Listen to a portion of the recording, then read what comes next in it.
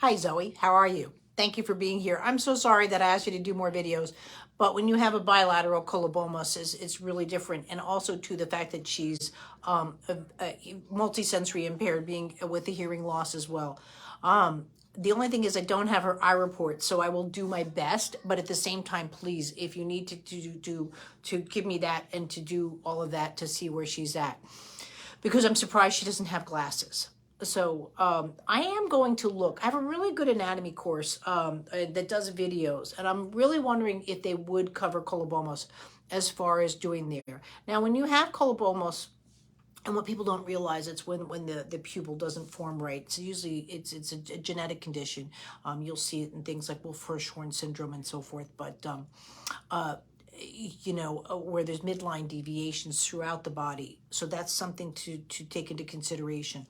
But when you're looking with colobomas, right now, what I want you to look at is where is her functional vision.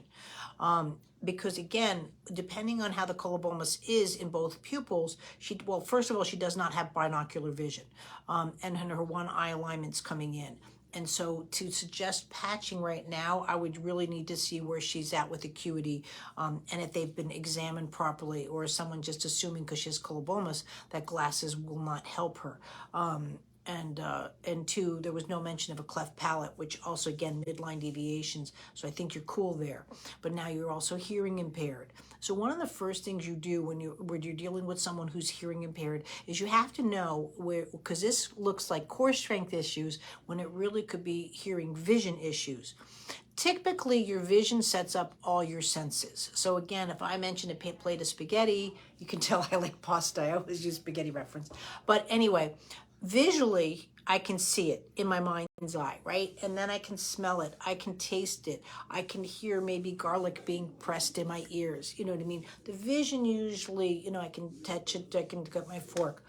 When I was a kid, like pasta was everywhere. I was the kid that sang when they ate. So you would want to do that. So you would want to look to see, is she favoring the ear? Now that might take off my balance. So I might be walking around and really negating my vision because I'm using my auditory processes. So one of the things that you're going to do when you're just looking to see where her vision is, use a sound toy. Sometimes like those lights, well, obviously be careful with lights if there's epilepsy involvement, but you want something that maybe makes a little bit of a noise. So instead of just something silent, and see, even beads and things like that, is it more here?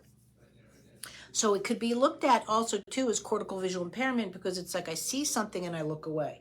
But in her case, what it is she could be going where her auditory processing is stronger.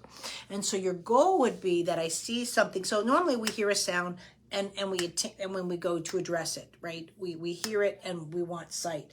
But with a hearing and visually impaired child, sometimes when they hear a sound, they go for it, right? And that's my sight, is my ear versus my eyes. And so what you want to start doing is using toys with a little bit of sound to them. It doesn't have to be overload. You don't need a bullhorn, but sound to them, and where you can see again where she might be going left ear, right ear, and it looks like that they're just visually distracted, but they're actually shutting down their vision. They're going for auditory processing. So your goal would be to know how she processes and to line that up. Because again, what you're walking and you're seeing is, quote, low tone. Really, it's like, like she's a dolphin looking for the sonar ping versus, and that's where she tends to check out as well. Like in the bathtub, you see just this content little, I'm in the water, right? But I'm just enjoying the sounds probably of water versus, that seeing how to splash a toy in the water. And that's where you want to go for. I would definitely work with my sitting and vision course, just change the toy into a little bit of sound and going into there. I would also look at my pre-standing, pre-walking, because again, you want the pubic bone, because that's how kids see their pubic bone, and they see and hear and they address versus that collapse of like the ear and all that. Because again, going for auditory processing, even though it's not significant for her, still could be her dominant. And that's what you're going to rule out first. I hope that helps. And then once you know those answers, then repost and let's see if we can start fine tuning to get a better movement diet for her that we can work on. Thanks.